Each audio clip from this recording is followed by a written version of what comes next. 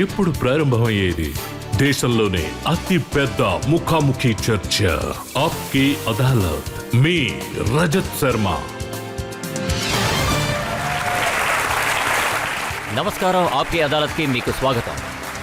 ఆప్కి అదాలత్లో ఇవాళ మనం చూడబోయేది క్రికెట్ ప్రపంచంలోనే ఆయన ఒక పెద్ద నక్షత్రం. ఈ ప్లేయర్ మొదటి టెస్ట్లోనే బాల్ విసిరడం మొదలుపెట్టారు. మొదటి టెస్ట్లో 3 బాల్లో 4 వికెట్లు తీశారు. ఈ ప్లేయర్ చూసారంటే ఫస్ట్ క్లాస్ క్రికెట్లో 6 బాల్కి 6 సిక్సర్లు కొట్టారు.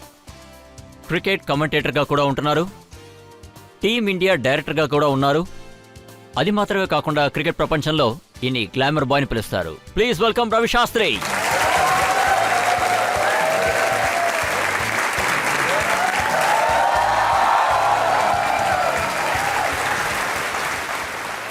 ఆప్కి అదాలత్లో ఇవాళ విచారణ చేయడానికి రాబోయేది మన జడ్జ్, ఎంతో పాపులర్ అయిన స్పోర్ట్స్ ఎడిటర్ జి రాజారామన్.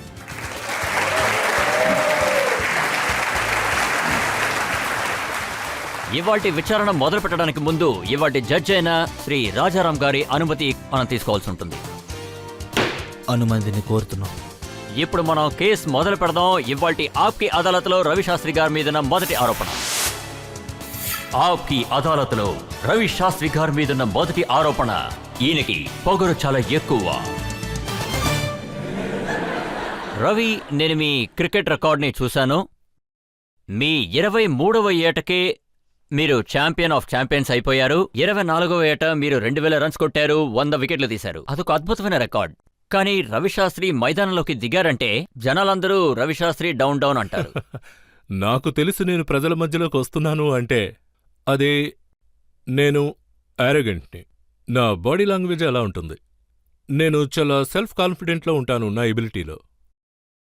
అదేంటంటే నాకు తెలిసినంతవరకు క్రికెట్ అనేది ఒక సీరియస్ గేమ్. అందువల్ల ఆన్ ద ఫీల్డ్ టైంపాస్ నేను చెయ్యను. నేను ఎక్స్ట్రీమ్లీ హార్డ్గా క్రికెట్ ఆడతాను. తర్వాత కొన్ని సమయాల్లో వాళ్ళేమనుకున్నారంటే ఇతను చాలా యారగెంట్ అని. రవిశాస్త్రి 100 రన్లు కొట్టినా కూడా పబ్లిక్ మిమ్మల్ని డౌన్ డౌన్ అనే అంటున్నారు. వికెట్ తీసినా డౌన్ డౌన్ అంటున్నారు. తర్వాత చాలా రోజుల తర్వాత అదే ప్రజలు నన్ను కలిసినప్పుడు, యాక్చువల్లీ అదేంటంటే ఆఫ్ ద ఫీల్డ్ నన్ను కలిసినప్పుడు వాళ్లే చెప్పారు, అదేంటంటే మీరు చాలా యారగెంట్ అని విన్నాం, కానీ మీ రియల్ లైఫ్లో మీరు చాలా నార్మల్ మనిషి. మీ ఆపోనెంట్స్ ఎవరంటే ఆస్ట్రేలియన్స్, ఇంకా ఇంగ్లీష్ బ్యాట్స్మెన్, ఇలా అందరూ ఉన్నారు. కానీ పబ్లిక్ రవిశాస్త్రి గురించి ఏం మాట్లాడుతున్నారో తెలుసా? అవును, వాళ్ళు హిందీ నేర్చుకున్నారు, చాలా త్వరగా నేర్చుకున్నారు. తర్వాత వేళాకుళం చేయడం మొదలెట్టారు. కానీ వాళ్ళ ఆ విధంగా చేయడం మంచిది కాదన్నది వాళ్ళకు తెలుసు. అయితే ఎంతమంది క్రౌడ్ అరుస్తూ ఉంటారో అంత డిటర్మెంట్ అవుతుంది. నేనేం విన్నానంటే క్రౌడ్ మిమ్మల్ని డౌన్ డౌన్ చెప్తున్నప్పుడల్లా మీకు హాయ్ హాయ్ అని చెప్తున్నట్టు వినిపించేదట. అవునవును, అది తరువాత.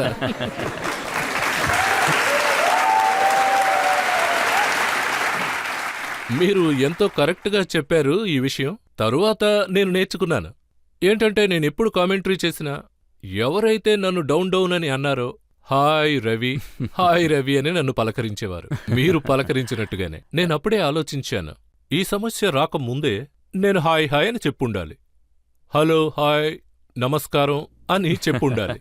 కానీ ఇన్ని సంవత్సరాల తర్వాత మీరు నేను కమెంటరీ చేసిన తర్వాతే నా స్టైల్ మార్చుకున్నారని చెప్పారు. కానీ పబ్లిక్ అలా అనుకోలేదు. ఈ న్యూస్ పేపర్ హెడ్లైన్స్ లో, అంటే హెడ్ కోచ్ విషయంలో ఇంటర్వ్యూస్ జరిగినప్పుడు శాస్త్రికి చాలా అరగంట అని బోర్డే చెప్పింది. ఇంకా కుంబ్లే మిలన్ షా. ఇది ఒకవేళ ఈగో వల్ల జరిగిందా? అది నాకు తెలీదు.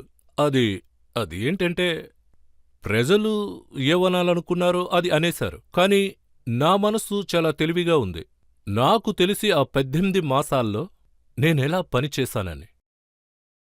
నమ్మకంగా, ఎంతో ట్రస్ట్తో ఇండియన్ టీంకి పనిచేశాను. అదేవిధంగా ఫలితం కూడా ఎలా ఉందో అందరికీ తెలుసు. సో నాకు ఈ విషయంలో I don't have feel at all. నాకు ఆపర్చునిటీ దొరికింది, దాన్ని నేను యూజ్ చేస్తున్నాను. 18 నెలలు చేసిన పని గురించి చెప్తున్నారు. దీని గురించి గౌతమ్ గంభీర్ ఏమన్నారంటే, ఆయన ఏమన్నారంటే 18 నెలల్లో మీరు ఏం చేశారు? బంగ్లాదేశ్ సిరీస్ లో ఓడిపోయాం, మీరెందుకని సౌత్ ఆఫ్రికాతో ఓడిపోయారు? మీరు హీరో అయిపోతున్నారు, కానీ మేం ఓడిపోతున్నాం. చూడండి, మనం హ్యూమన్ బీయింగ్. గౌతమ్ గంభీర్ కూడా ఎన్నో మ్యాచ్లు ఆడాడు. తనకి తెలుసు 100 అన్నిసార్లు కొట్టలేమని. తను కూడా జీరోస్లో అయిపోయాడు, అది కూడా మీకు తెలుసుంటుంది చాలాసార్లు.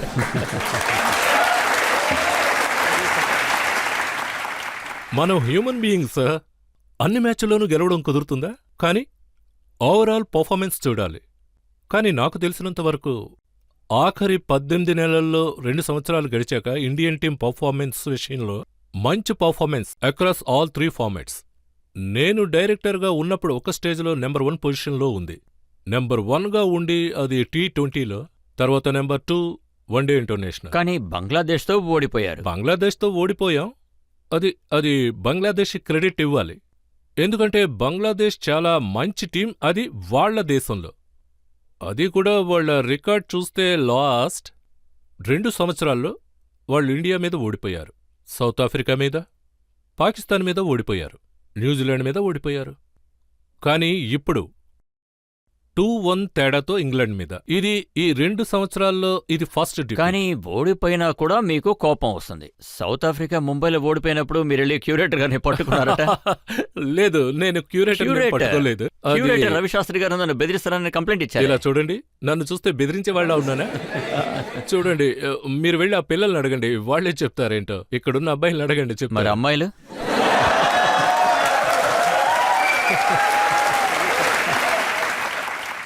అమ్మాయిల విషయంలో అయితే అమ్మాయిలను అసలు బెదిరించనే కూడదు. ఆ వైపుకే అసలు వెళ్ళకూడదు. కానీ మీరు సౌరవ్ గంగూలీని కూడా బెదిరించారు, నువ్వు నన్ను డిస్రెస్పెక్ట్ చేశావని చెప్పి. లేదు, నేను అలా బెదిరించలేదు. ఇలా చూడండి, ఒక ఇంటర్వ్యూ ఉంది, అందులో బోర్డు ఒక నిర్ణయానికి వచ్చింది. అదేంటంటే టైం చాలా తక్కువ ఉంది, 2 రోజుల్లో కలకత్తాకి రాకపోతే వీడియో కాన్ఫరెన్స్లో ఇది చెయ్యండి అన్నారు. బట్ రవి, ఇది అరగెన్స్ కదా. మీరు బ్యాంకాక్లో వెకేషన్కున్నారు, Indian team head coach interview జరుగుతోంది. అప్పుడు మీరు నేను ఇక్కడి నుంచే ఇంటర్వ్యూ ఇస్తానని చెప్పారు. ఇది అరగెన్స్ కదా?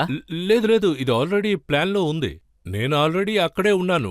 మెయిల్ వచ్చినప్పుడు బీసీసీఏ అందులో క్లియర్గా రాశారు, 2 డేసే టైం ఉంది, ఒకవేళ మీరు రావడం కుదరకపోతే ఈ టైంలో, అందులో టైం కూడా మెన్షన్ చేశారు, ఈ టైంలో మీరు వీడియో కాన్ఫరెన్స్లో ఉండాలి అని. సచిన్ ఉన్నారు వీడియో కాన్ఫరెన్స్లో, వివిఎస్ లక్ష్మణ్ ఉన్నారు, ఇంకా జగదాలియా అందులో ఉన్నారు. నేనేమనుకున్నానంటే వాళ్లే ఇలా రాశారేమో అని. నేనేం పెద్దగా తప్పేం చేయలేదే. నేనెందుకు డిసప్పాయింట్ అయ్యాను అంటే, సచిన్ టెండూల్కర్ కూర్చున్నాడు 6-7 గంటలు ఇంగ్లాండ్లో, అలా కూర్చున్నాడు వీడియో కాన్ఫరెన్స్లో. వివిఎస్ లక్ష్మణ్ ఉన్నాడు, సౌరవ్ అక్కడ లేడు. అప్పుడు నాకేమనిపించింది అంటే చాలా డిసప్పాయింట్ అయ్యాను. అయితే నాకు ఆ సెలక్షన్ గురించి ఎటువంటి దిగులు లేదు. అందరూ చాలా మంచి క్రికెటర్స్, ఎవరిని సెలెక్ట్ చేయాలో ఎవరిని చేయకూడదో వాళ్ళకి తెలుసు. నాకు దానికి ఏ సంబంధం లేదు. నేను ఎందుకు డిసప్పాయింట్ అయ్యానంటే, ఒక వ్యక్తి 18 నెలలు 20 నెలలు ఎంతో కష్టపడి పనిచేశారు వాళ్ళ దేశం కోసం. ఇదొక సెలక్షన్ ప్రాసెస్. సో అట్లీస్ట్ కొంచెం మర్యాద ఇవ్వాలి కదా. అందరూ ఏమంటుంటారంటే సౌరవ్ గంగూలీ చాలా గొప్ప వ్యక్తి, అంత గొడవలు పెట్టుకోకూడదని. కానీ మీరు ఆయనతోనే పెట్టుకున్నారే. అదంతా నా దగ్గర జరగదు. నేనెంతో మంది పెద్దవాళ్ళని చూశాను. కానీ ఒక ఇంప్రెషన్ ఉంది ఏంటంటే, అనిల్ కుంబ్లే గారు చాలా ఫ్రెండ్లీగా ఉంటారు, ఆయన అందరితోనూ చాలా ఈజీగా కలిసిపోతూ ఉంటారు. కానీ రవిశాస్త్రి మాత్రం ఆయన సొంత ప్రపంచంలో ఉంటారు. లేదు, ఆ విధంగా చాలా మంది అనుకుంటారు. చూడండి, చాలా మంది ఎన్నో అనుకుంటారు. కానీ లేదు, ఎప్పుడైతే మీరు మీ సొంత ప్రపంచంలో ఉంటున్నారని ప్రజలు చెప్తున్నారు. అలా కూడా అనుకోవచ్చు. కానీ నా గురించి నేను మీకు విషయం చెప్పాను, అందువల్ల టెస్ట్లో నెంబర్ 1గా ఉన్నా. నెంబర్ 1గా T20లో, ఇంకా నెంబర్ 2లో కూడా ఉన్నా. అది నా వన్డే గేమ్, అంటే నా ప్రపంచంలో. మీకు సౌరవ్ గంగూలీతో ఏం గొడవ వచ్చింది? చాలా పెద్దవాడు. గొడవ అంటే, సౌరవ్ నాకు జూనియర్. నేను వెస్ట్ జోన్కి ఆడుతున్నప్పుడు, అప్పుడు అది ఈస్ట్ జోన్లో ఆడుతున్నప్పుడు, నేను టాటాలో పనిచేస్తున్నాను. టాటా టీంకి కెప్టెన్గా ఉన్నా. నాకు తన బ్యాటింగ్ అంటే చాలా ఇష్టం. తన ఎబిలిటీ చూసి నేను టాటాస్లో ఉన్నప్పుడు తనని తీసుకురమ్మన్నా టాటా టీంలో. తను ఇప్పుడు టాటా టీంలో ఉన్నాడు. మరి సౌరవ్ గారు ఎందుకని ఇంటర్వ్యూలో సగంలో వెళ్ళిపోయారు? అది మీరు సౌరవ్నే అడగాలి. ఎందుకంటే ఇప్పుడు నన్ను ఇంటర్వ్యూ చేస్తున్నారు, సౌరవ్ని కాదు. ఈ ప్రశ్న మీరు సౌరవ్ని అడిగితే బావుంటుంది. ఆయన నేను తప్పకుండా అడుగుతాను, కానీ మిమ్మల్ని ఖచ్చితంగా ఒకటి అడగాలి. అనిల్ కుంబ్లే టీంలో హెడ్ కోచ్, మీకు ఆ పొజిషన్ దక్కలేదు కాబట్టి మీలో కొంచెం బాధ ఉండేది. అయినా సరే అనిల్ కుంబ్లే ఒక మంచి కోచ్ అని మీరు అనుకుంటారా? తను చాలా మంచి క్రికెటర్. అది ఒక కోచ్, అది నేనున్నప్పుడేం కాదు గదా. అది ఏ విధంగా జడ్జ్ చేయాలంటే దానికి 1 సంవత్సరం 2 సంవత్సరాలు అవుతుంది. ఎందుకంటే ఇప్పుడే కొత్తగా వచ్చాడు. తను ఎటువంటి పరిస్థితుల్లోనూ బాగానే ఆడతాడు, అది నమ్మకంగా ఉంది. అది ఎందుకంటే అతను ఎంతో ప్రూవ్డ్ క్రికెటర్. ఇంకా అతను 600కు పైగా వికెట్స్ తీసుకున్నాడు. ఒక ఫైటర్ అనొచ్చు. ఈ విధమైన క్వాలిటీస్ యంగ్స్టర్స్ అందరూ చూసి నేర్చుకోవాలి అనిల్ దగ్గర. అనిల్ దగ్గరున్న విషయం ఏంటంటే అతను ఎంతో క్వాలిటీ క్రికెటర్. ఓడిపోవడం అతనికి నచ్చదు, పోరాడతాడు. సో అటువంటి క్వాలిటీ టీంకి అవసరం. ఈ విషయంలో తనకి ఇదెంతో బెనిఫిట్. అది కూడా అతను కంటెంపరీ క్రికెటర్, చాలా ప్రతిభావంతుడు కూడా. అతను కొద్ది రోజులకు ముందు ఆర్సీబీలో మెంటర్గా కూడా ఉన్నాడు. ముంబై ఇండియన్స్కి మెంటర్గా ఉన్నాడు. క్రికెట్ ఆడాడు 2017-18లో. సో అతని ఇంటగ్రిటీ రెప్యుటేషన్ ఉంది కదా, నిజంగా అది చాలా బాగుంది. నాకు తెలిసి ఇండియన్ టీంకి అది బెనిఫిట్ అంట. ఇంటెగ్రిటీ ఎక్స్పీరియన్స్ మీ దగ్గర కూడా ఉంది. మీరు ఆయనకన్నా బెస్ట్గా ఉండొచ్చు కదా. మాకున్న టైం అయితే 18 నెలలు. అయితే ఆ 18 నెలలు నాకిచ్చిన ఆపర్చునిటీకి నేను బీసీసీఐకి కృతజ్ఞతలు చెప్పాలి. నాకు అటువంటి ఆపర్చునిటీ ఇవ్వడం నేనసలు ఎదురుచూడని విషయం. టీం ఎంతో బాగా ఆడింది, అది షార్ట్ పీరియడ్లో. అందువల్ల క్రెడిట్స్ అన్నీ కూడా ప్లేయర్స్కే నేనిస్తా. ఎందుకంటే చాలా బాగా పర్ఫార్మెన్స్ చేశారు తక్కువ టైంలో అక్రాస్ ఆల్ 3 ఫార్మాట్స్. ప్రజల నుంచి ఎవరైనా అడగాలనుకుంటున్నారా? ఇప్పుడు అడగండి. సార్ మీరు చెప్పింది ఏంటంటే 18 మంత్స్లోనే మీరు మీ టీంని తయారు చేశారని చెప్పారు కదా, కానీ అది మీరు అక్కడ మేనేజర్గా లేనప్పుడు టీం అప్పుడు కూడా వరల్డ్ కప్ని గెలిచారు. అంతకుముందు T20 వరల్డ్ కప్ని కూడా గెలిచారు. ఇప్పుడు కూడా నంబర్ 1లోనే ఉన్నారు. సో డిఫరెన్స్ ఏముంది సార్? డిఫరెన్స్ ఏంటంటే నేను నా టీంని టేక్అవుట్ చేసుకున్నప్పుడు అది ఇండియన్ టీం పర్ఫార్మెన్స్ అది గడిచిన 12-18 మాసాల్లో అప్పుడు అదంతా బాలేదు. అప్పుడు నాకు తెలిసి ఇంగ్లాండ్తో ఓడిపోయారు. ఇంకా చాలా టెస్ట్ మ్యాచ్లు 2 రోజులు 3 రోజుల్లో ముగిసిపోయాయి. సో నాకు తెలిసి కాన్ఫిడెన్స్ లెవెల్ అంటే ప్లేయర్స్కి చాలా తక్కువ. సో అప్పుడు నాకేమనిపించిందంటే మీరే టేక్అవుట్ చేసుకోండి, నేను కోచింగ్ స్టాఫ్ని నేను చూసుకుంటాను అన్నా. అప్పుడు నాకు తెలిసి అందులో చాలా మార్పులు జరిగాయి. చాలా మంది కోచ్లు వచ్చారు. సంజయ్ బంగ్, భరత్ తరుణ్, శ్రీధర్ ఇప్పుడు కూడా టీంలో ఉన్నారు. ఒకవేళ మనం గరిక్ కస్టర్ని రిటైన్ చేసుంటే ఆఫ్టర్ వరల్డ్ కప్ అప్పుడు కూడా మన టీం ఇలాగే ఆడేదా? ఆడారు కదా, కొద్దినాళ్ళు ఆడారుగా. ఆయనే వెళ్ళిపోయారు, ఫ్యామిలీతో కొంత టైం స్పెండ్ చెయ్యాలి అని. అందువల్లే డంకన్ ఫ్లేచర్ని అపాయింట్ చేశాం. డంకన్ ఫ్లేచర్ 2 ఏళ్లున్నారు కాదు, నాకు తెలిసి 4 ఏళ్లున్నారు ఆయన టైం ముగిసేంతవరకు. ఆ పీరియడ్ గురించి మాట్లాడుకుంటే అప్పుడు పర్ఫార్మెన్స్ ఎలా ఉంది అంటే, ఒక ఇండియన్ టీం పర్ఫార్మెన్స్ ఆ టైంలో అంత బాలేదు. 4-0తో ఓడిపోయారు ఇంగ్లాండ్ మీద, 4-0తో ఓడిపోయారు ఆస్ట్రేలియా మీద. ఇలాంటి పర్ఫార్మెన్సే అప్పుడుంది. మన టీంలో చాలా మంది ఎక్స్పీరియన్స్ ప్లేయర్స్ ఉన్నారు, అలాగే యంగ్స్టర్స్ ప్లేయర్స్ కూడా ఉన్నారు.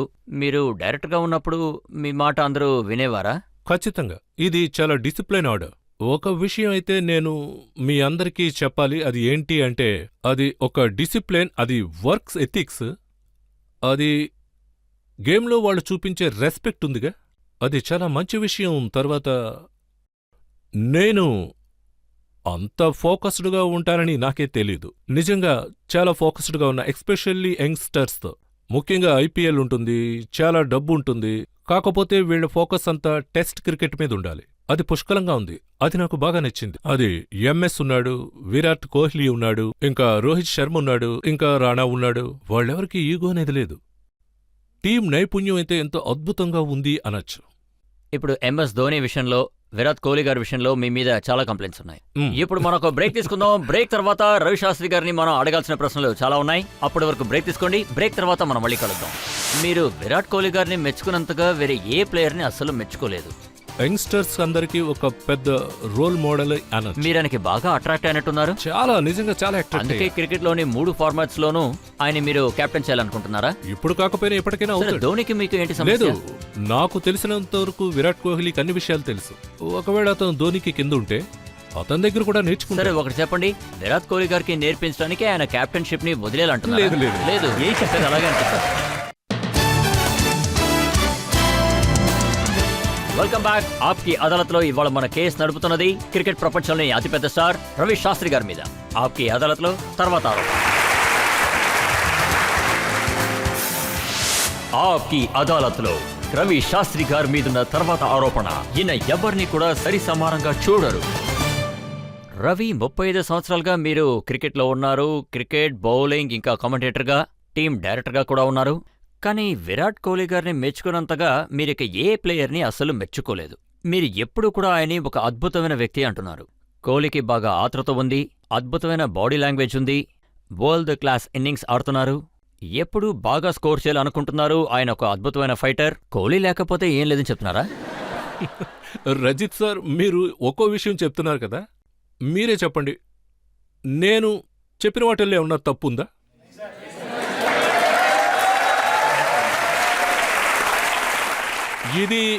ఇది విరాట్ కోహ్లీకి ప్రాణం అంటాను. చెప్పే విషయాన్ని తప్పకుండా చెప్పాలి. ఎందుకంటే అతను ఎటువంటి క్రికెటర్ అంటే, అతను ఆడిన 2 సంవత్సరాల క్రికెట్ చూస్తే ఖచ్చితంగా మనం ఒప్పుకునే తీరాలి. ఎందుకంటే అది ఆస్ట్రేలియాలో 4 టెస్టుల్లో సెంచరీ కొట్టడం అనేది మామూలు విషయం కాదు. ఐపీఎల్ పర్ఫార్మెన్స్ చూడండి, వరల్డ్ T20 పర్ఫార్మెన్స్ చూడండి, ఇంకా వరల్డ్ కప్ 50-50 పర్ఫార్మెన్స్ చూడండి, ఈ సంవత్సరం తను ఆడిన టెస్ట్ మ్యాచెస్, వన్డే మ్యాచెస్ చూడండి. Shear consistency. అది కూడా ఇంకో విషయం నాకు బాగా నచ్చింది ఏంటంటే, తను ఆ యంగ్స్టర్స్కి ఒక పెద్ద రోల్ మోడల్ మీరు అన్నట్టు. ఆయనకి బాగా అట్రాక్ట్ అయినట్టున్నారు. ఖచ్చితంగా బాగా అట్రాక్ట్ అయ్యా. మీరు కూడా అట్రాక్ట్ అయ్యారా? నేను కూడా అయ్యాను. చాలా బాగా అట్రాక్ట్ అయ్యాను. మనకి ఇటువంటి క్రికెటర్ దొరికాడు. మన దేశంలో ఉన్న అందరూ కూడా ఎంతో ప్రౌడ్గా ఫీల్ అవ్వాలి. అందుకనే క్రికెట్లో ఉన్న 3 ఫార్మాట్స్లోనూ, T20లో, వన్డేలో, టెస్ట్లోనూ, మూడిట్లోనూ ఆయన కెప్టెన్ చేయాలనుకుంటున్నారు. ఖచ్చితంగా తను ఆడతాడు. ఆ విషయం MS ధోనియే చెప్పాడు. అది టైం ఖచ్చితంగా వస్తుంది. అది 3 ఫార్మాట్లో విరాట్ ఖచ్చితంగా కెప్టెన్ అవుతాడని అందులో సందేహం లేదు. అట్ ద మూమెంట్ ధోనీకున్న ఎక్స్పీరియన్స్తో అతనెంతో నేర్చుకుంటాడు మన టీంలో. నేను మీ స్టేట్మెంట్స్ అన్ని బాగా చెప్పండి. చదివాను. మీరందులో ఒక్కసారి కాదు చాలాసార్లు చెప్పారు. ఆ. విరాట్ కోహ్లీ గారిని 3 ఫార్మాట్స్లోనూ కెప్టెన్ చేయాల్సిన సమయం వచ్చేసిందని చెప్పారు. అదే విధంగా ఒకవేళ నేను గనక సెలెక్టర్గా ఉంటుంటే కోహ్లీని 3 ఫార్మాట్లను సెలెక్ట్ చేసేవాడిని చెప్పారు. ఖచ్చితంగా దాని గురించి ఆలోచిస్తాను. నేనేమి ఊరికే చెప్పలేదు. అది మరి నిజమే ధోని మీకేం చెప్తున్నా. పాపం చేశారు? లేదు, ఏం చేయలేదు. ధోని నాకు సంబంధించి నేనేం ఊహించానంటే, 1 సంవత్సరం అంటే ఛాంపియన్స్ ట్రోఫీ తర్వాత టీము అది ఎటువంటి పర్ఫార్మెన్స్ ఉంటుందో, ధోని ఆకలి ఎలా ఉంటుందో నాకు తెలిసి ధోని క్రికెట్నెంతో ఎంజాయ్ చేస్తాడు యాజ్ ఎ ప్లేయర్. తర్వాత as a player Virat Kohli కూడా అతని నుంచి ఎంతో నేర్చుకుంటాడు. ధోని టీంలో ఉన్నప్పుడు, వన్డే టీంలో ఈ ట్రాన్సాక్షన్ జరుగుతుంది కదా, లేదు లేదు, అది నేను చెప్పేది ఎంతో దీని అద్భుతంగా గురించే. ఉంటుంది. నేను ఇదివరకు చెప్పినట్టుగా సచిన్ టెండూల్కర్ ఉన్నాడు కదా, అతను కూడా ధోని కింద ఆడాడు. రాహుల్ ద్రవిడ్ ధోని కింద ఆడాడు. అతను కూడా కెప్టెన్సీ చేశాడు. ఆ తర్వాత కూడా తన కింద చేశాడు. అయితే ఈ పీరియడ్లో ధోని చాలా నేర్చుకున్నాడు. అయితే నాకు తెలిసి విరాట్ కోహ్లీ కూడా చాలా విషయాలు అప్పుడు నేర్చుకున్నాడు. అది ధోని కిందున్నప్పుడు చాలా తెలుసుకున్నాడు. సరే మీరే చెప్పండి, విరాట్ కోహ్లీ గారికి నేర్పించడానికి ఈయన కెప్టెన్షిప్ ని వదిలేయాలా? లేదు, లేదు లేదు. అదేగా. ఖచ్చితంగా కాదు. కానీ కెప్టెన్ గురించి తెలుసుకోవాలంటే చాలా విషయాలు తెలుసుకోవాలి. మహేంద్ర సింగ్ ధోని దగ్గర అతను చాలా పెద్దవాడు. అలాంటి వాళ్ళు దొరకడం అరుదు. ఇప్పుడు న్యూజిలాండ్కి వ్యతిరేకంగా 80 రన్లు తీశారు. ఆయన 4వ నంబర్కొచ్చారు. ఆయన దగ్గర ఇంకా టాలెంట్ చాలా దాగుంది కదా. అతను ఫిట్నెస్ చాలా సూపర్. కానీ నేనేమంటానంటే 10 సంవత్సరాలు 12 సంవత్సరాలు ప్రెషర్ని తట్టుకున్నాడు యాజ్ ఎ కెప్టెన్గా. ఇప్పుడు టైం వచ్చింది 1 సంవత్సరం 2 సంవత్సరం. అయితే ఆ రెస్పాన్స్ని ఖచ్చితంగా వేరే ప్లేయర్ తీసుకోవాలి.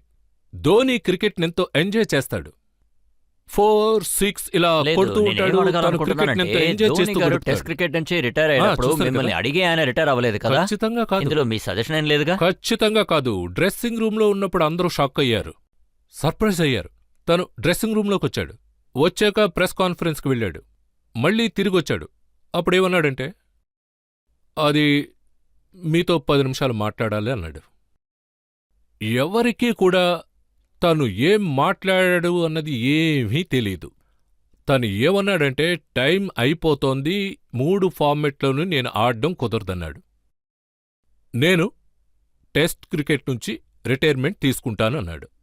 అది ఆ షాక్ నా గురించి వదిలేండి, అందరికీ సంబంధించింది ఆ షాక్.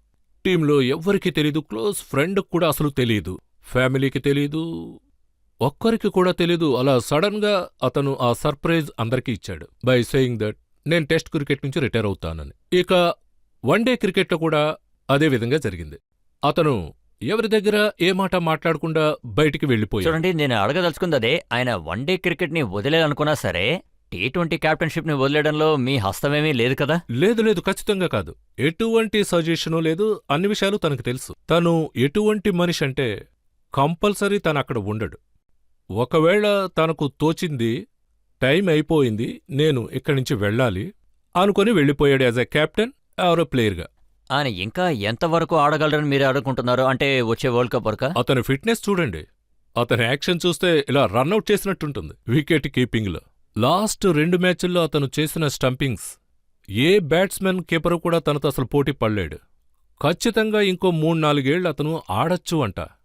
నేనైతే ఒక విషయం చెప్పి తీరాలి, అది ఏంటంటే 1 సంవత్సరానికి ముందు అతను అంత ప్రెషర్కి లోనవసరం లేదు అంట. అప్పుడు మేనేజ్మెంట్ అనేది తన గురించి ఆలోచిస్తుంది. కానీ విరాట్ కోహ్లీని మెచ్చుకున్నంతగా మీరు ధోనీని అసలు మెచ్చుకోలేదు కదా? చాలా ఎక్కువగా మెచ్చుకుంటాను, ఎందుకంటే ధోని నా ఫేవరెట్ క్రికెటర్. ఎందుకంటే 15 ఏళ్లుగా తను ఆడిన క్రికెట్ ఎప్పుడు అతను నిర్ణయించుకున్నాడో, డిసైడ్ చేసుకున్నాడో, అన్ని ఫార్మాట్స్ నుంచి నేను రావాలి, బయటికి రావాలి అంటే నేనంటాను అతను one of the greatest cricketer అంట. అంటే ఆ సేమ్ లెవెల్ గవాస్కర్, కపిల్ దేవ్, టెండూల్కర్, ధోని కూడా ఆ లెవెల్లో ఉన్నాడు.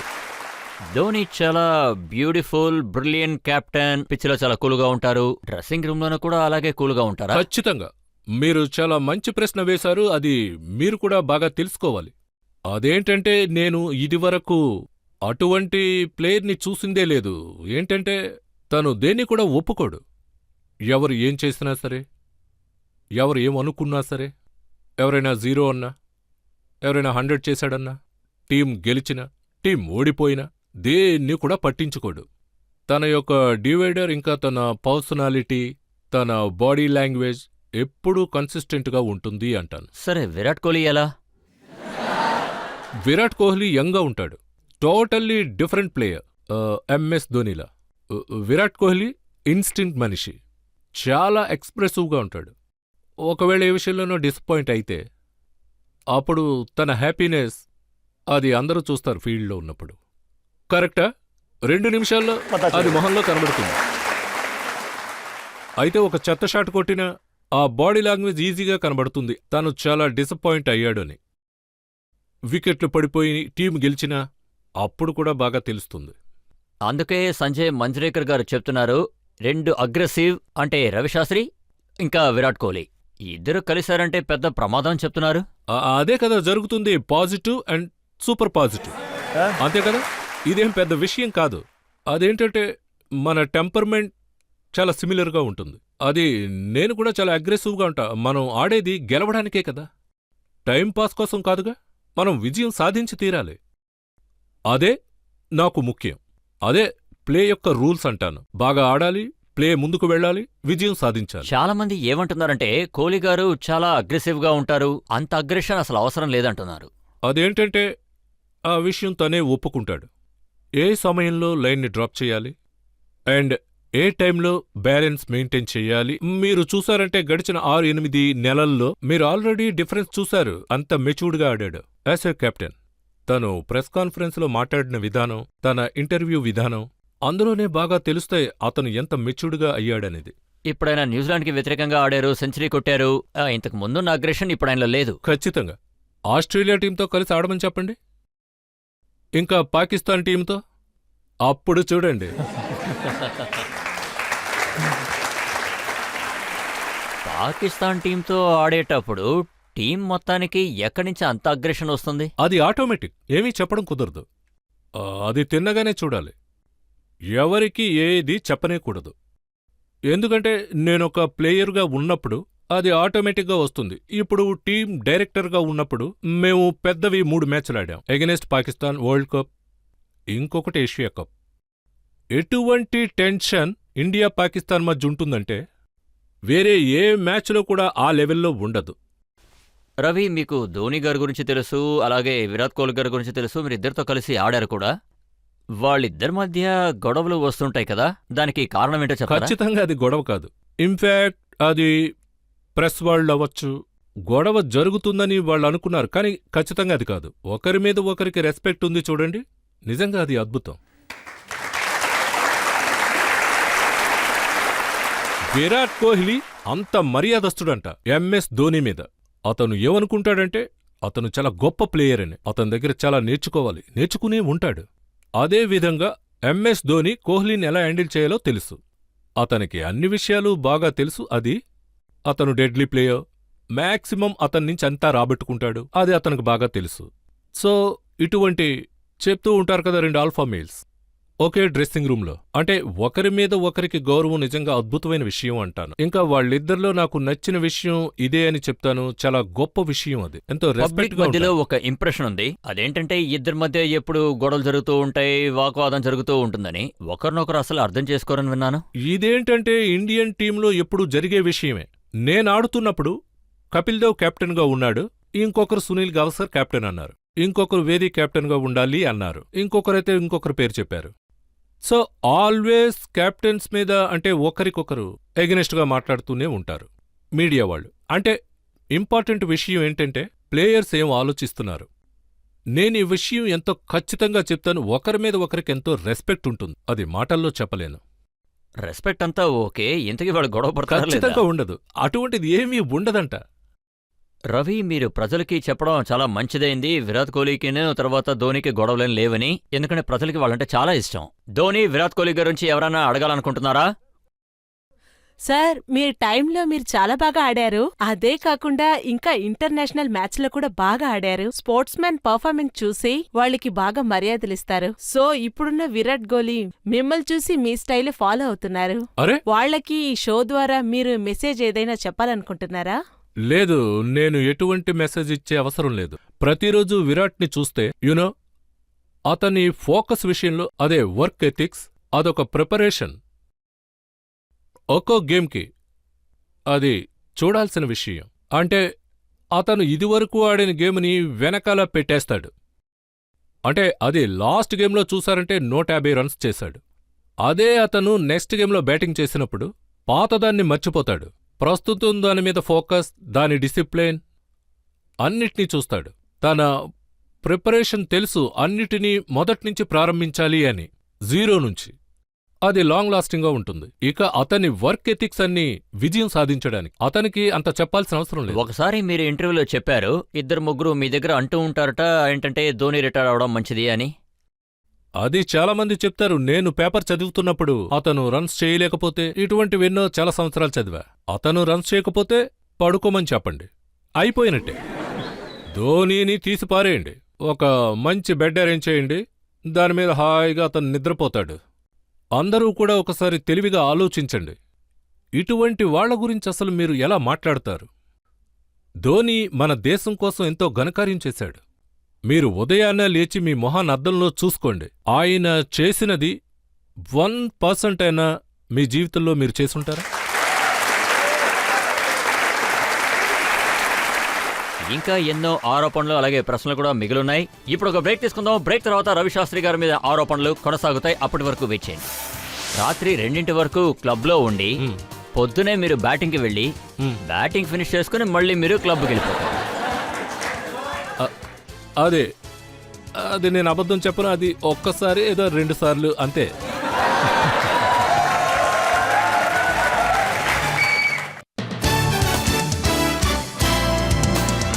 Welcome back. ఇవాళ మన అతిథి క్రికెట్ ప్రపంచంలోనే ఆయన ఒక పెద్ద స్టార్ వ్యక్తి రవిశాస్త్రి. ఆప్కి అదాలత్లో తర్వాత ఆరోపణ. ఆప్కి అదాలత్లో రవి శాస్త్రి గారి మీదున్న తర్వాత ఆరోపణ, ఈయన ఒక ప్లే బాయ్. ఇది నేను వేస్తున్న ఆరోపణ కాదు. మొహమ్మద్ అజరుద్దీన్ గురించి ఒక సినిమా తీసినప్పుడు అందులో మిమ్మల్ని ఒక ప్లే బాయ్ గానే చూపించారు. తెల్లారితే మీరు బ్యాటింగ్కి వెళ్ళాలి, కానీ రాత్రి రూమ్లో ఒక అమ్మాయి. ఓరి నాయనా. మీరు చెప్పిన ఆ సినిమా నేను చూడలేదు రజిత్ సార్, ఈ అజర్ సినిమా. నేను తెలుసుకున్నాను, కానీ దాని గురించి నాకు తెలీదు. ఆ మూవీలో ఇప్పుడు నాకు అర్థం కాలేదు, నా వైపు అతను చేయి చూపించాడు అన్న మీరు విషయం తప్ప వేరే ఏ ప్లే బాయ్ లేరే? నేను ప్లే బాయ్ అన్న విషయం నాకే తెలీదు. అయితే ఇది నిజమేనంటారా? రాత్రి 2 వరకు క్లబ్లో ఉండి మ్. మరుసటి రోజు ఉదయం బ్యాటింగ్కి వెళ్ళి బ్యాటింగ్ పూర్తయిన తర్వాత మళ్ళీ మీరు క్లబ్కి వెళ్ళేవారట. అదే అది నేను అబద్ధం చెప్పను, అది ఒక్కసారి ఏదో 2 సార్లు అంతే.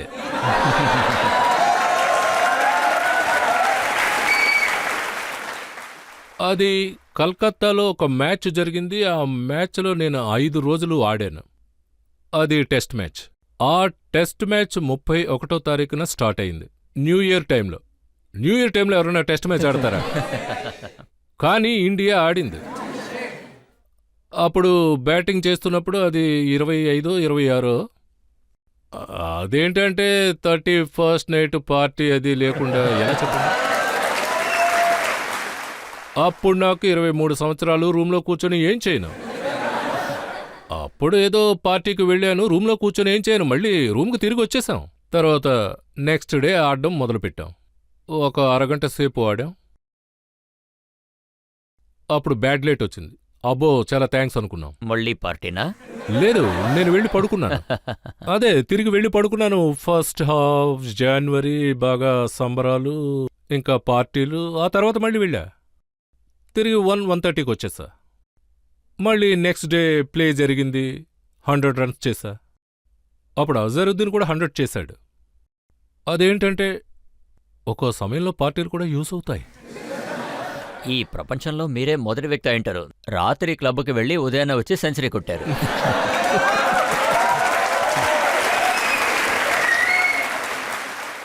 నేను దాన్ని ఒప్పుకుంటాను, అది కాదన్ను.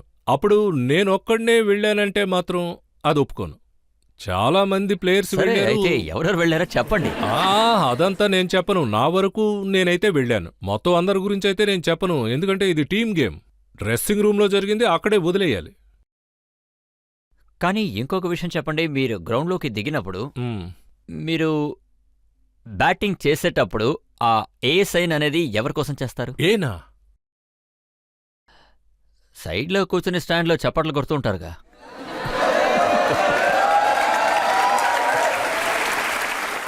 మీరు అసలు ఎవరి గురించి మాట్లాడుతున్నారు? అనితానా, అమృతానా,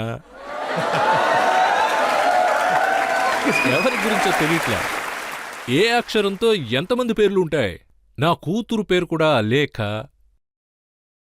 ఆ టైంలో మీకు కూతురు లేదు. లేదు, ఆ టైంలో కూతురు లేదు.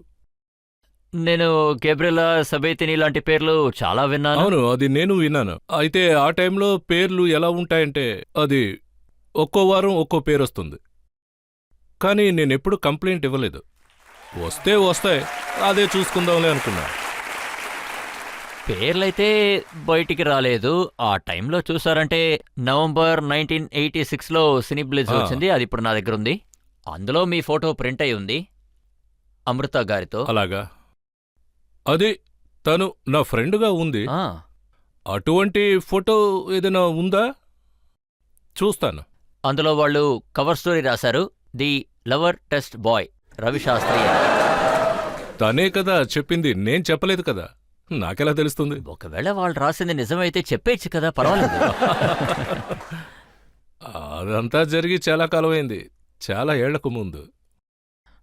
కానీ ఇప్పుడు కూడా మీ అలవాట్లేవి మారలేదనే విన్నాను. అది కాదు, ఒక్కసారిగాని ముద్ర పడింది అంటే ఆ ముద్ర పోవడానికి చాలా కష్టపడాలి. నేనిదేమీ తప్పని చెప్పను. కోతికి ఎంత వయసైనా సరే అది పల్టీలు మానదుగా. మీరు ఈ టీంకి డైరెక్టర్గా ఉన్నప్పుడు వీటన్నిటికీ మీరు పర్మిషన్ ఇచ్చారా? అంటే విరాట్ కోహ్లీ, అనుష్క శర్మ గానీ తీసుకురావచ్చు అని. ఆ, అవునవును, నన్ను అడిగారు. అయితే దానికేంటి? ఒక వ్యక్తి ఫోకస్ అనొచ్చు. అంటే అదొక కాన్సంట్రేషన్, ఒకవైన అనుభూతి. ఒకటి అనుష్క మేడం వచ్చిన తర్వాత అతను 108 రన్స్ తీశాడు టెస్ట్ మ్యాచ్లో. ఒకవేళ 0కి అవుట్ అయితే అప్పుడు అంటారు కాన్సంట్రేషన్ తప్పింది. ఎప్పుడైనా ఆయన డక్అవుట్ అయితే అనుష్క శర్మ వల్లే ఆయన అవుట్ అయిపోయారని అనేవారు.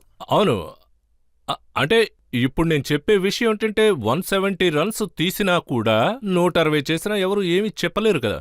నాకు తెలిసి ఇది కరెక్ట్ కాదంట. అది ఈ ఏజ్లో, ఈ డే అండ్ ఏజ్లో ఒకటి ప్లేయర్స్కి ఏవైనా డే అండ్ టైం కావాలంటే అప్పుడు ప్రెషర్ ఆ విధంగా ఉంటుంది. వాళ్ళ టైం అంతా ఇంట్లోంచి బయటికి రావడం. గేమ్లో 3 ఫార్మాట్స్ ఉంటాయి. నేను వన్డే క్రికెట్ ఆడడం ప్రారంభించినప్పుడు అప్పుడే మొదలైంది టెస్ట్ క్రికెట్లో. కానీ ఈ విధమైన క్రికెట్ కాదు. అది నాకు తెలిసి ఒకవేళ అవసరం అయితే వైఫ్ ట్రావెల్ చేసినా లేదా గర్ల్ ఫ్రెండ్ ట్రావెల్ చేసినా ఈ టైంలో వాళ్ళు ఖచ్చితంగా వైఫ్తో ఉండాలి. వెళ్ళడం ఓకే, కానీ గర్ల్ ఫ్రెండ్తో ఎందుకు వెళ్తున్నారు? అది కాదు, పెళ్లి కాలేని వాళ్ళు తన గర్ల్ ఫ్రెండ్ని తీసుకురావడం తప్పులేదు అంటున్నాను అంతే. రవిశాస్త్రి మాత్రమే ఇలాంటి సమాధానాలు ఇవ్వగలరు, ఇంక ఎవరు చెప్పలేరు. నేనెప్పుడు ఏం ఆలోచిస్తానంటే టీంకి ఏది మంచిదో. ఇంకొకటి నాకు ఏమనిపించిందంటే అనుష్క మేడం అక్కడికి రాగానే విరాట్ కోహ్లీ ఎంతో బాగా బ్యాటింగ్ చేశాడు. సో మనకేంటి ఇంపార్టెంట్? టీం పర్ఫార్మెన్సే కదా. తను 160, 170 కొడితే నాకేంటి సమస్య? మిగతాదంతా మీరు తరువాత చేసేది నెక్స్ట్ టెస్ట్లో తిరిగి 100. మెల్బోర్న్లో సెంచరీ చేశాడు, సిడ్నీలో కూడా సెంచరీ చేశాడు. ఇప్పుడే ఈ విషయం పబ్లిక్కి అర్థమవుతుంది. అనుష్క శర్మ గారు రావడం వల్లే ఆయన పెర్ఫార్మెన్స్ బాగా ఇంప్రూవ్ అయ్యింది అని. విరాట్ కోహ్లీ ఒక ప్రొఫెషనల్. తన వర్క్ ఎథిక్స్ ఎలా ఉంటాయో తనకి బాగా తెలుసు. అయితే గేమ్కి ముందు తన అలవాట్లు ఏ విధంగా ఉంటాయో అవి ఎవ్వరి దగ్గర ఉండవు.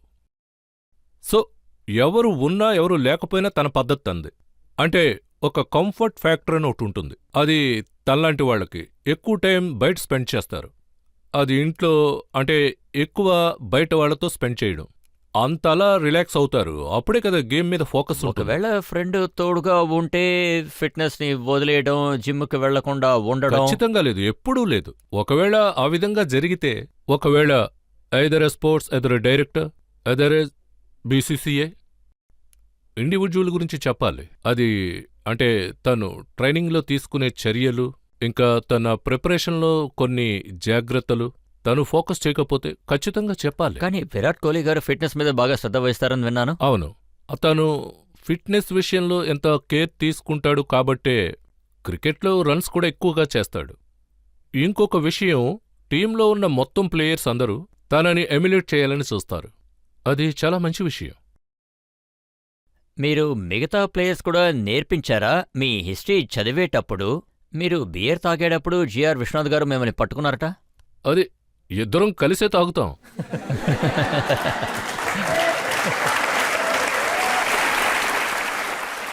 నాకు 17, 18 సంవత్సరాల వయసులో నేను బియర్ తాగాను. అది మా నాన్నగారితో. మా నాన్నగారితో కలిసి తాగిన వాడిని ఎందుకు అందరికీ నేను భయపడాలి? అది ఎవరికి సందేశి చెప్పనవసరం లేదు. నేనెందుకు భయపడాలి? ఓసారి సునీల్ గవాస్కర్ గారు కెప్టెన్ గా ఉన్నప్పుడు మీరు జిన్ను తాగుతున్నప్పుడు మిమ్మల్ని పట్టుకున్నారట. అందరూ నన్ను పట్టుకున్నారు. అది నేను తప్పించుకునే అవకాశం లేదు. మరుసటి రోజు మీరు వెళ్ళి మ్యాచ్ ఆడాలి, కానీ రాత్రి మీరు జిన్ తాగుతున్నారు. జిన్ అంటే అది మరీ అంతలా కాదు గాని, ఎందుకంటే నెక్స్ట్ డే మ్యాచ్ ఉందిగా. అదేవిధంగా మళ్ళీ అవకాశం దక్కితే గనక మళ్ళీ ఛాన్స్ ఉంటుందిగా. ఫోకస్ అనేది లేకపోతే ఎలా సెంచరీ చేయగలం, ఎలా 200 చేయగలం?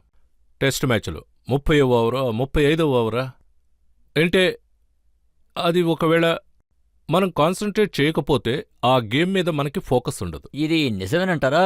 గవాస్కర్ గారు మీరు జిన్ను తాగేటప్పుడు వచ్చారు కదా, ఈ విషయమే చెప్పడానికి వచ్చారట కదా, మీరు నంబర్ 10 కాదు నంబర్ 1 ఓపెనింగ్ బ్యాట్స్మెన్ మీరేనని. అది గవాస్కర్ నా దగ్గరకొచ్చి నాతో చెప్పడానికి వచ్చినప్పుడు నేను జ్యూస్ తాగుతున్నా. ఆయన ఈ విషయం చెప్పారు, నువ్వే ఓపెనింగ్ బ్యాట్స్మెన్ అని. ఆయన ఆ మాట చెప్పడం, నువ్వే ఓపెనింగ్ అని, తాగుతున్న జ్యూస్ మొత్తం వెనక్కి వెళ్ళిపోయింది. ఎందుకంటే నా మైండ్లో స్ట్రైట్గా ఏమనిపించిందంటే, నేను ఓపెనింగ్ చేయడమా ఎగెనెస్ట్ ఇమ్రాన్ ఖాన్, సర్ఫరాజ్ నవాజ్. అయితే ఇండియన్ టీం మంచి పర్ఫార్మెన్స్ ఇవ్వలేదు పాకిస్తాన్లో 1982లో. అయితే నేనేమనుకున్నానంటే ఇది నాకు మంచి ఆపర్చునిటీ అనుకున్నా. మొత్తం అన్ని విషయాలు పక్కన పెట్టి ఫోకస్ పెట్టాను, అంటే రన్స్ మీద. ఆ ఇన్నింగ్స్లో 100 చేశాను. ఆ సమయంలో నా మొత్తం కెరియర్ ఇంకా లైఫ్ మారింది. మీరు బ్యాటింగ్ చేసేటప్పుడు అంటే ఓపెనింగ్ జరిగేటప్పుడు మీకు అమ్మాయిలు ఫ్రెండ్స్గా ఉన్నారు కదా, వాళ్ళ పరిస్థితి ఏంటి? అదేంటంటే మేం బ్యాటింగ్ చేస్తున్నప్పుడు ఇండియా పాకిస్తాన్ అప్పుడు అమ్మాయిల విషయం అంతా మర్చిపోవాలి. ఫోకస్ క్రికెట్ మీద ఉండాలి. ఎందుకంత ఫోకస్ అంటే ఇదొక బేస్మెంట్ అటాక్ అంట. One of the best attack నా జీవితంలో ఎదుర్కొనేదే కాదు. అది కూడా పాకిస్తాన్ మీద. ఆపోజిట్ ఇమ్రాన్ ఖాన్ ఉన్నాడు, సర్ఫరాజ్ నవాజ్ ఉన్నాడు, వాళ్ళ ఎంపైర్లిద్దరు. యూనో ప్యాడ్ మీద పడితే ఖాళీ. సో ఫోకస్ ఎక్కువగా ఉండాలి. విరాట్ కోహ్లీ గారి దగ్గర కూడా అలాంటి క్వాలిటీస్ ఉన్నాయా? అవే క్వాలిటీస్ ఇంకా ఎక్కువగా ఉన్నాయి తన దగ్గర. ఆ సమయంలో చూసినట్టయితే 27 వయసులో 27 ఏళ్ల వయసు 100 కొట్టాడు. 26-27 వయసులో తను ఆల్రెడీ 35-40 సెంచరీలు చేశాడు. సో మీకు తెలుసా, అతను ఇండియా కెప్టెన్. తన దగ్గర ఇంకా 10 ఏళ్ల క్రికెట్ ఉంది. 10-20 ఏళ్ళు అంత ఫిట్నెస్ తన దగ్గర ఉంది అంటాను. ఎంతైనా ఆడచ్చు. సచిన్ టెండూల్కర్ గారి దగ్గర 100 సెంచరీల రికార్డుంది. దానిని బ్రేక్ చేయగలరా? నేనేమంటానంటే 10 ఏళ్లలో ఏమైనా జరగచ్చు. విరాట్ కోహ్లీ 10 ఏళ్ళు ఆడితే గనక ఏదైనా జరగచ్చు. అంటే ఈ టైంలో ఒక ప్రెషర్ అనేది క్రియేట్ చేయకుండా ఉంటే సచిన్ రికార్డ్స్ చాలా అరుదు. సో అటువంటి ప్లేయర్స్ చాలా చాలా అరుదుగానే ఉంటారు. అదేంటంటే 100కు పైగా టెస్ట్ సెంచరీలు. ఇంకా ఫస్ట్ క్లాస్ విషయానికొస్తే 100కు పైగా సెంచరీలు అనేది చాలా అరుదైన విషయం. నేను ఆల్రెడీ చెప్పినట్టుగానే ముందుగానే అతను 40 సెంచరీలు చేశాడు విరాట్. ఒకవేళ అన్నీ బావుంటే గనుక 10 ఏళ్ళు ఆట తన దగ్గరుందంట. ఈ 18 నెలల్లో రవిశాస్త్రి గారు ఆయనకి ఏం తినిపించారో ఆయన చాలా వేగంగా ఉన్నారు. చూడండి, అటువంటిదేమీ లేదు. కాకపోతే ఈ ప్రశ్న విరాట్ని అడగాలి మీరు. అయితే నాతో విరాట్ కోహ్లీకి ఎంతో సన్నిహిత సంబంధం ఉంది అంట. ఎందుకంటే అతన్ని కమ్యూనికేషన్, ఆ లెవెల్ ఆఫ్ కాన్ఫిడెన్స్ తనకి ఉందంటే అది కరెక్ట్గా సెట్ అవ్వడం, ఇంకా between director, player, coach and player ఆ జోడీ కరెక్ట్గా ఉంటే ఏవైనా జరగచ్చు. నాకు తెలిసినంత వరకు విరాట్ పెద్దగా ఆందోళన చెందాల్సిన అవసరం లేదు. ఇట్ వాజ్ మోర్ మైండ్లో. ఒకసారి ఫెయిల్ అయ్యాడు అంటే 3-4 ఇన్నింగ్స్లో రన్స్ తీయలేదు ఇంగ్లాండ్లో. ఇది ఎవరికైనా జరగచ్చు. కాకపోతే నేను చూసినప్పుడు తన గేమ్లో, ఆ టెక్నిక్లో అంతగా తొందరపడాల్సిన అవసరం లేదు. Just mental aspect. అశ్విన్ విషయంలో కూడా మీరు సరిగ్గా ఇదే చేశారా? అవును. అశ్విన్ చాలా ఇంటెలిజెంట్. అతనైతే చాలా తెలివైన క్రికెటర్. అతని కాన్ఫిడెన్స్ లెవెల్ కొంచెం డిప్ అయ్యాయి. నాకు తెలిసి అతను టెస్ట్ మ్యాచ్లో డ్రాప్ అయినప్పుడు, మొదటి టెస్ట్ మ్యాచ్ అడిలైడ్లో, నాకు తెలిసి అశ్విన్కి అది మంచి లెసన్ అని అంటాను. ఎందుకంటే ఆ మ్యాచ్ను తను ఛాలెంజ్గా తీసుకున్నాడు తనకు తానుగా. నేను తిరిగి టీంలోకొస్తాను, హార్డ్ వర్క్ చేస్తాను, నేను తిరిగి బేసిక్స్కి వెళతాను, తర్వాత ఆఫ్ స్పిన్ మీద ఫోకస్ పెట్టి మళ్ళీ నేనొస్తాను. అతను అదే విధంగా చేశాడు. మళ్ళీ తిరిగి వచ్చి అదే చేశాడు. తరువాత 10 ఏళ్ల వరకు తను బాగా ఆడగల మంచి క్రికెటర్. తొందరలో అతను ఈజీగా 500 వికెట్లు తీసుకోగలడు. ఆల్రెడీ 200+ అయింది. 300 వికెట్లు ఈజీగా తీసేస్తాడు. సార్, మీరు ఒక ఇంటర్వ్యూలో చెప్పారు కదా సచిన్ టెండూల్కర్ని ఇంకా విరాట్ కోహ్లీని కంపేర్ చేయకూడదని. అది విన్న విరాట్ కోహ్లీ డిమోంటేర్ అయ్యుండరని మీకు అనిపిస్తుందా? అదేంటంటే ప్రపంచంలో అందరూ అంటుందేంటంటే అది సచిన్ టెండూల్కర్ రికార్డ్ని బ్రేక్ చేయాలంటే అది విరాట్ కోహ్లీ అని అంటున్నారు. లేదు, నేనలా చెప్పలేదు. టెక్నిక్గా కంపేర్ చేశాను. ఏంటంటే సచిన్ గేమ్ చాలా న్యాచురల్గా ఉంటుంది. అదెలా అంటే కోచింగ్ మాన్యువల్లో ఉన్నట్టు చాలా న్యాచురల్గా ఉంటుంది. Complete game plan. తనది ఈజీ గేమ్ అని చెప్పచ్చు. విరాట్ గురించి చెప్పాలంటే ఎట్ టైమ్ అనార్థోడాక్స్. సడన్ గా బాటమ్ హ్యాండ్ ఆడతాడు, outside the off stump బాల్ని కూడా ఫిట్ చేస్తాడు, వెనుక వైపు కొడతాడు, మిడిల్ అండ్ లెగ్ నుంచి బాల్ని పంపిస్తాడు ఆర్ ఎక్స్ట్రా కవర్. అందువల్ల అతను అనార్థోడాక్స్ ప్లేయర్గా ఉంటాడు. సో ఇద్దరినీ కంపేర్ చెయ్యలేం మనం. కాకపోతే ఎఫెక్టివ్నెస్ చూస్తే ఇద్దరిది ఒకటే.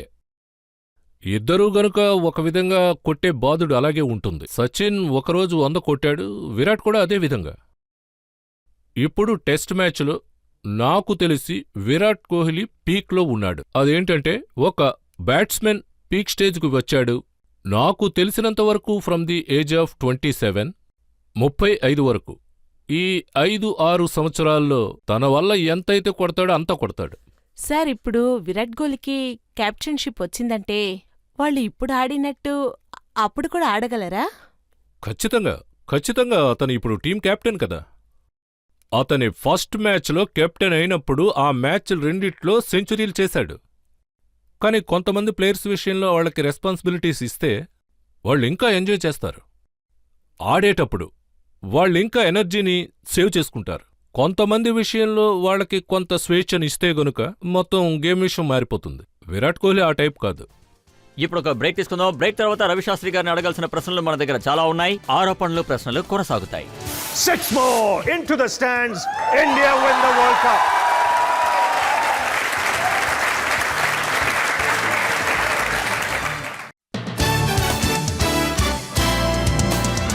Welcome back. ఆప్కి అదాలత్లో ఇవాల్టి మన స్టార్ క్రికెట్ ప్రపంచంలోని చాలా ఫేమస్ ప్లేయర్ రవి శాస్త్రి. ఆప్కి అదాలత్లో తర్వాత ఆరోపణ. ఆప్కి అదాలత్లో రవి శాస్త్రి గారి మీదున్న తర్వాత ఆరోపణ. ఈయన క్రికెట్లో మార్పులు తీసుకురావడానికి వ్యతిరేకంగా ఉంటారు. రవి సుప్రీంకోర్టు లోడా కమిటీని అపాయింట్ చేసింది. క్రికెట్లో చిన్న చిన్న మార్పులు తీసుకురావాలనుకుంటున్నారు. కానీ మీ స్టేట్మెంట్స్ ఇంకా ఇంటర్వ్యూస్ చూస్తుంటే మీరు రిఫార్మ్ని కోరుకుంటున్నట్టు అనిపించట్లేదే? లేదు లేదు, ఆ విధంగా ఏం కాదు. ఈ విషయం నేను ఎప్పుడు చెప్పలేదు. రిఫార్మ్స్ ఖచ్చితంగా అవసరం.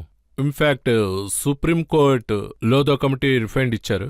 నాకు తెలిసి 80 or 85% ఇంప్లిమెంట్ ఖచ్చితంగా ఉంటుంది. అదేంటంటే ఒక్కోసారి స్కూల్లో కర్రతో కొట్టిన దండన విధంగా, అంటే 80-85% ఈ విధంగా ఉండాలి. ఇంప్లిమెంట్ చేసి వాళ్ళేమంటున్నారంటే తీరాలి. 3 సెలెక్టర్సే ఉండాలి, 5 ఉండకూడదు అని అంటున్నారు. 3 చాలంటున్నారు. ఇందులో మీకేం సమస్య? లేదు, నేనదే చెప్తున్నా. ఈ 15% బాకీ ఉందిగా, దాని విషయానికొస్తే టోటల్ ఆ 15% ఇంప్లిమెంట్ చేస్తే నాకు తెలిసి అది కష్టం. అంత ఈజీ అయిన పద్ధతి కాదు. అయితే చెప్పడానికి అది సులువుగా ఉంటుంది, కానీ ఇంప్లిమెంట్ చేసే టైంకి మాత్రం అది కష్టం అంటాను. అంటే అందులో కొన్ని చిక్కు సమస్యలుంటాయి. అది నా ఒపీనియన్. నేనేం చెప్తానంటే, అంటున్నారు మీరు? అంటే ఆ విషయానికొస్తే సెలెక్టర్స్, ఇది చాలా పెద్ద కంట్రీ. ఇండియాలో చాలా మంది క్రికెట్ ఆడేవాళ్లున్నారు. మొత్తం కంట్రీ మొత్తం అంతా మీరు కంపేర్ చూస్తే ఇండియాలో ఉన్నట్టు ఎక్కడా ఉండరంట. ఇంకొకటి, మన సిస్టమ్ చాలా అద్భుతమైన సిస్టమ్. అంటే 5 జోన్లున్నాయి, 5 సెలెక్టర్స్, ఒక్కొక్కరు ఒక్కో జోన్లో ఉంటారు. మీరు చూడాలనుకుంటున్నదేటి? ఇంటిగ్రిటీ, సెలక్షన్ ఫెయిర్గా ఉండాలి కదా. అయితే కంట్రీ సైజు చూస్తే అది మన గేమ్లో 3 ఫార్మెట్లుంటాయి. అది 50 ఓవర్ ఫార్మెట్, 20-20 ఫార్మెట్. నాకు తెలిసి 5 సెలెక్టర్స్ ఉండి తీరాలి. ఇంకా 10 మంది స్కౌట్ టాలెంట్స్ ఉండాలి. ఒక్క జోన్లో 2 పేర్లు. నేను వెస్ట్ జోన్లో ఉన్నాను. ఒకవేళ మీరు సెలెక్టర్ అయితే వెస్ట్ జోన్లో అసలేం జరుగుతుందో ఎలా తెలుస్తుంది? ఎలా ఆడుతున్నారు, మంచి ప్లేయర్ ఎవరనేది ఎలా తెలుస్తుంది? అలా సెంట్రల్ జోన్లో సిస్టమ్ ఎలా ఉంటుంది? ఒకవేళ టాలెంట్తో స్కౌట్ అయినా నేనెక్కడికి వెళ్లాలో నాకెలా తెలుస్తుంది?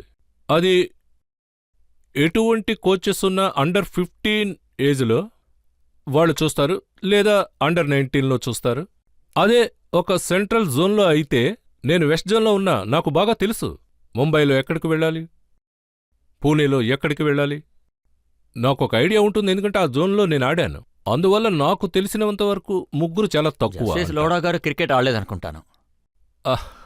అది సుప్రీంకోర్టు వాళ్ళ రికమెండేషన్ ఉంది లోదా కమిటీకి, దాన్ని ఒప్పుకోవాలి. అయితే నేనేమంటానంటే టోటల్ అంటే లేదు, నేను ఏం మీరు ఆడే టైంలో చెప్పదలుచుకున్నానంటే, కూలింగ్ ఆఫ్ పీరియడ్ వాళ్ళు ఉంటుంది. ఏం చెప్తున్నారంటే, ఒకవేళ మీరు ఆఫీస్ బేరర్ అయ్యారంటే 3 సంవత్సరాల తర్వాత ఒక బ్రేక్ తీసుకుని తర్వాత రమ్మంటున్నారు. లేదు, నాకు తెలిసినంతవరకు అది చాలా తక్కువ సమయం. ఎవరైనా క్రికెట్ ఆడాలని అనుకుంటే దాన్నే కంటిన్యూటీగా ఆడాలని చూస్తారు కదా. 5 ఏళ్లు కావచ్చు, 6 ఏళ్లు కావచ్చు, దాని తర్వాత 3 ఏళ్లు కూలింగ్ ఆఫ్ పీరియడ్ తీసుకుంటే ఆ తర్వాత ఆడొచ్చు.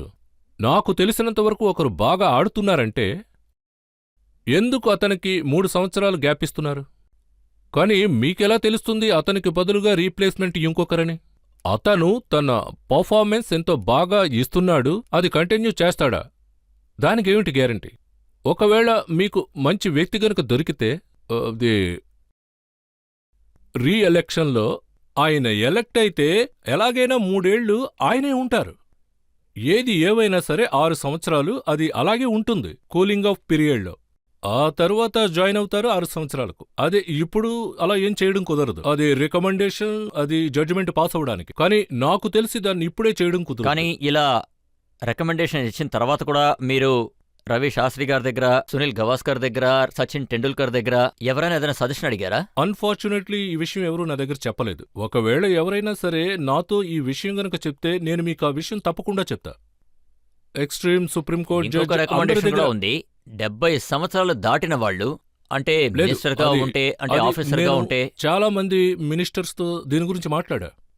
అది దాన్ని గ్రో అప్ చేస్తారు. అది మా టైంలో వాంఖేడి ఉన్నారు, ఆ తర్వాత సాల్వే సార్ ఉన్నారు, ఇంకా తర్వాత మాధవరావు. శంకర్రావు సింధియా ఉన్నారు, ఇంకా శరద్ పవార్, తర్వాత జైట్లీ వచ్చారు ఐపీఎల్ మ్యాచ్కి. అయితే నేనేమంటాను అంటే వీళ్ళు అద్భుతమైన అడ్మినిస్ట్రేటర్స్. అది ఇంకా మీరు చూశారంటే ఆయన శరద్ పవార్ 70 ఏళ్ల పైబడిన వారు ఇప్పటికీ ఆయన పార్ట్ ఆఫ్ ది సిస్టంలో ఉన్నారు. ఆయన ముంబై క్రికెట్ అసోసియేషన్లో ప్రెసిడెంట్. ఇంకా శ్రీనివాసన్ ఉన్నారు తమిళనాడులో 70 సంవత్సరాల పైన. మీరేమంటున్నారు, అడ్మినిస్ట్రేషన్ సరిగా లేదా? మొత్తం అంతా అద్భుతమైన అడ్మినిస్ట్రేషన్. ఒక్కో సమయంలో ఎక్స్పీరియన్స్ అనేది ఎంతో అవసరం. అదేంటంటే అది నా గేమ్లో ఉన్నప్పుడే నేను ఇది నేర్చుకున్నా. అదేంటంటే నో సబ్స్టిట్యూట్ నో ఎక్స్క్యూజ్. మీరొకవేళ అమెరికాకి వెళ్ళిపోతే సుప్రీంకోర్టు జడ్జికి రిటైర్మెంట్ లేదు. 80-90 ఏళ్ల వరకు ఉండొచ్చు. వాళ్ళిష్టం. వాళ్ళకి ఇష్టం ఉన్నంత వాళ్ళు వరకు. యాక్టివ్గా ఉంటే మనం యూజ్ చేసుకోవచ్చు. ఇంకొకటి, యంగ్స్టర్స్ ఈ విషయాలు ఎన్నో నేర్చుకోవాలి. ఇప్పుడు నేను ఒక విషయం చెప్తా, ఇది నేనెంతగానో నమ్మే విషయం. సరే, ఈ అడ్మినిస్ట్రేషన్ అంటే క్రికెట్తో కంపేర్ చేసి చూస్తే క్రికెట్ మేనేజ్మెంట్ అడ్మినిస్ట్రేషన్కి 90% క్రికెట్ గురించి అసలు ఏమీ తెలీదంట. కానీ ఇదే విషయం నేను చెప్తాను, 90% క్రికెటర్స్కి వాళ్ళకి అడ్మినిస్ట్రేషన్ గురించి ఏమీ తెలీదు. రాసిస్తాను. ఈ విషయాన్నైతే చాలా శ్రద్ధగా మనం వినాలి, చూడాలి కూడా. వృధా అవ్వకూడదు. అంటే 6 నెలల తర్వాత ఇంప్లిమెంట్ అంతా చేశాక ఇలా అనుకుందాం, అంతా ఇంప్లిమెంట్ చేసాం, అంతా రికమెండేషన్ ఫస్ట్ క్లాస్గా చేసాం, మొత్తం విషయాలన్నీ సుప్రీంకోర్టుకి లోదా కమిటీకి చెప్పాలి. ఒకవేళ బై ఛాన్స్ ఒకవేళ స్టేట్ అసోసియేషన్లో ఏదైనా గందరగోళం జరిగినా, ఒకవేళ బీసీసీఐలో జరిగినా, ఇండియన్ టీం పర్ఫార్మెన్స్ 6 నెలల తరువాత ఆ రెస్పాన్సిబిలిటీ ఎవరు తీసుకుంటారు? అలా వదిలివేయడం అయితే కుదరదు. లోడానే ఈ బాధ్యత తీసుకోవాలి. అది ఎవరు రికమెండ్ చేశారో వాళ్లే. ఒకవైపు పొగడుతో కావాలంటే అలాగే వాళ్లే కదా దాన్ని ఒప్పుకోవాలి. అదే కదా. ఇప్పుడు మీరు చెప్పిన విషయాలన్నీ కూడా బీసీసీఏ తరపున మీరు చెప్తున్నారని మేము తీసుకోవచ్చా? ఎందుకంటే బీసీసీఏ నుంచి మీకు కోట్ల రూపాయలు వస్తున్నాయి. నేనేమంటానంటే 85% 95% ఇంప్లిమెంట్ చేయండి అని. ఎందుకంటే దండన చేయాల్సిన టైంలో అది ఖచ్చితంగా చేసి తీరాలి. ఒకవేళ నాకు తెలిసి గవర్నెన్స్లో రికమెండేషన్ ఉంటే అడ్మినిస్ట్రేషన్లో ఉంటుంది, హ్యాండ్లింగ్ ఫైనాన్స్లో ఉంటుంది. అది కూడా ఈ ఎలక్టోరియల్ ప్రాసెస్ చాలా బాగుంది. ఈ ప్రాక్సీలనేవేవి చెల్లవు. మీకు తెలుసా, ఒక మంచి సిస్టమ్ ఉండాలి. ఒక సీఈఓని అపాయింట్ చేయాలి, ప్రొఫెషనల్స్ ఉండాలి. చాలా మంచి విషయం. నేను అది మళ్ళీ చెప్తున్నా, మీరు పని మీద దృష్టి పెట్టాలి, అది ఫోకస్గా. ఎందుకంటే ఈ ఇంప్లిమెంటేషన్ అనే విషయం వచ్చినప్పుడు అప్పుడే అంత తెలివిగా ఉంటారు. అన్ని విషయాలు ఇంప్లిమెంట్ చేయడం కుదురుతుందా కుదరదా? అదేంటంటే ఉత్కర్ కమ్యూనిటీ ఇంకా లోడా కమ్యూనిటీ ఈ రెండు ఎవరి సార్? బీసీసీవీఏ కదా, దాన్ని మీరు ఎందుకు కంట్రోల్ చేయలేకపోతున్నారు సార్? సరే, ఆ విషయాన్ని వదిలేయండి. సుప్రీంకోర్టుకి మ్యాటర్ వెళ్ళినప్పుడు దాన్ని కూడా మీరు డిఫెన్స్ చేయలేకపోయారే, ఇది మీ ఫెయిల్యూరే కదా సార్. ఇప్పుడు మీరు వచ్చేసారు కదా, దాన్ని ఎగ్జిక్యూట్ చేయండి. అదంతా చేయకుండా మీరెందుకు భయపడుతున్నారు? దాన్ని చేయొచ్చు, implement ఎందుకంటే చేయండి సార్. ఈ ప్రెస్ప్రెషన్ ఉన్నది కదా. మీ యొక్క పర్సెప్షన్ ఉంది కదా, దాన్ని గనుక చూస్తే బీసీసీఐ చేసిందంత తప్పు అని అంటారు, అవునా? అది ఖచ్చితంగా తప్పు. మీరు ఈ కంట్రీలో స్పోర్టింగ్ ఇన్స్టిట్యూషన్స్ చూశారు అంటే 10% కూడా బీసీసీఐ ఆమోదం ఉండదు. ఒకవేళ బీసీసీఐ అంత మోసపూరితమైంది అంటే నేను ఒప్పుకుంటాను, చాలా చేంజెస్ కావాలి, నేను ఒప్పుకుంటాను. అయితే ఆ విధంగా మోసపూరితంగా ఉంటే 2-3 వరల్డ్ కప్లు జయించడం కుదరదు. ఈ విరాట్ కోహ్లీ, సచిన్ టెండూల్కర్, కపిల్ దేవ్, గవాస్కర్, అసలు వీళ్ళెవరూ ఉండరు. మీరు మా సంపాదిస్తున్నారు, ఇంకా బీసీసీ దగ్గర ఫండ్ ఉంది, మరి ఎలా చికెన్ లేదని చెప్తున్నారు? నాకు అస్సలు అర్థం ఖచ్చితంగా కావట్లేదు. 85% ఉంది, 85% ఉంది. నేనెంతసేపు చెప్పింది మీకు అర్థం కాలేదు. నేనేమన్నాను, గవర్నెన్స్లో, ఫైనాన్స్లో, డబ్బు సరఫరాలో, అడ్మినిస్ట్రేషన్లో, ఓటింగ్ సిస్టంలో ఖచ్చితంగా అన్నీ ఉంటాయి ఈ రికమెండేషన్. అప్పుడు చెక్ బ్యాలెన్స్ రెండూ ఉంటాయి. మనీ డిస్ట్రిబ్యూషన్ ఎలా జరుగుతుందనేది తెలుస్తుంది. ఆ డబ్బు ఏ స్టేట్ ఎలా యూజ్ చేస్తుందో తెలుస్తుంది. గ్రాస్ రూట్ లెవెల్లో వస్తే ఆపర్చునిటీ అనేది మీకు దక్కుతుందా లేదా అనేది మీకు బాగా అర్థమవుతుంది. నేను మిమ్మల్ని ఏమడగాలనుకుంటున్నానంటే, మీరు ఒక మంచి క్రికెట్ మాత్రమే కాదు, ఒక మంచి కమాండర్ కూడా. సో మీ బెస్ట్ కమాండర్ లో ఏది మంచి మూమెంట్ అయి ఉంటుంది? సో మీరు ఎప్పుడు సంతోషంగా ఉన్నారు, ఎప్పుడు ఉత్సాహంగా చెప్పారు? 6 more into the stands. India win the World Cup.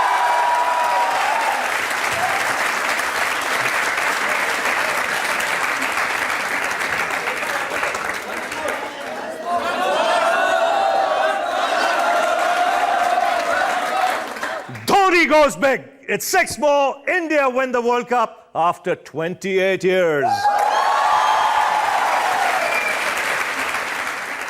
Ravi, మేము మిమ్మల్ని చాలా ప్రశ్నలు అడిగాం. మీ లైఫ్ గురించి, మీ క్రికెట్ గురించి, ఇంకా బీసీసీఐ గురించి మీరన్నిటికీ చాలా చక్కగా సమాధానం చెప్పారు. ప్రజల కోరిక కూడా నెరవేర్చారు. ఇప్పుడు మరొక బ్రేక్ తీసుకుందాం. బ్రేక్ తర్వాత ఇవాల్టి ఆప్కి అదాలత్లో మన జడ్జ్ జి రాజారాం గారి తీర్పేంటో మనమందరం.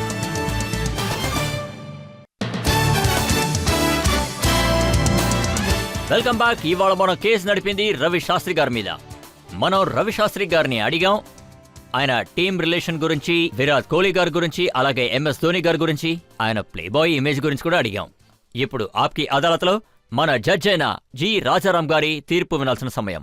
రవి శాస్త్రి క్రికెట్ ఆడేటప్పుడు ఆయన మనస్ఫూర్తిగా ఆడతారని అందరికీ తెలుసు. ఆయన ఎటువంటి బ్యాట్స్మెన్ అంటే డెడ్ బాల్ని ఆడతాడు, ఇంకా దాంతోపాటు 6ని కూడా కొడతాడు. మనమందరం ఇంకొకసారి రవి సార్ డెడ్ బాల్ని ఎలా ఆడతారు, ఇంకా 6ని ఎలా కొడతారో తెలుసుకుందాం. ఇక్కడున్నలో కొంతమంది ఆయన క్రికెట్ని చూసే అవకాశం లేదు, కానీ ఈరోజు ఒక ఎగ్జాంపుల్ దొరికింది తను క్రికెట్ని ఎలా ఆడతాడని. జరిగిన వాదనలో ఆయన చాలా వరకు నిజాల్ని ఒప్పుకున్నాడు. అది చాలా గొప్ప విషయం, నిజాన్ని ఒప్పుకోవడం అనేది. అది ఆయన ప్లేబాయ్గా అయి ఉండొచ్చు, ఇంకా విరాట్ని ముందుకు పంపించడంలో కూడా అయి ఉండొచ్చు. మన వకీలు ఆయన్ని పిన్ డౌన్ చేయడంలో చాలా వరకు ప్రయత్నాలను చేశారు, కానీ రవి శాస్త్రి ఒక్కొక్క బాల్ని ఆయన స్టైల్లో ఆడారు. రాబోయే కాలాల్లో మీరు ఇలాగే ఉండాలని కోరుకుంటున్నాను. Thank you. మాకు నమ్మకం ఉంది రవి శాస్త్రి గారు ఇదే విధంగా భవిష్యత్తులో కూడా అడిగే ప్రశ్నలకి సిక్సర్తో సమాధానం చెప్తూ ఉంటారు. కామెంటరీ బాక్స్ లో ఆయన కమెంట్స్ తో మనల్ని ఎంటర్టైన్ చేస్తూ ఉంటారు. ప్రజలకి క్రికెట్ గురించి అవేర్నెస్ ని క్రియేట్ చేస్తూ ఉంటారు, అలాగే ఎన్లైట్ చేస్తూ ఉంటారు. మా అభినందనలు రవి శాస్త్రి గారికి తెలియజేస్తున్నాం. నేను మళ్ళీ మిమ్మల్ని రాబోయే ఎపిసోడ్ లో ఇంకొక మంచి అతిథితో మీ ముందుకు వస్తాను. సెలవు.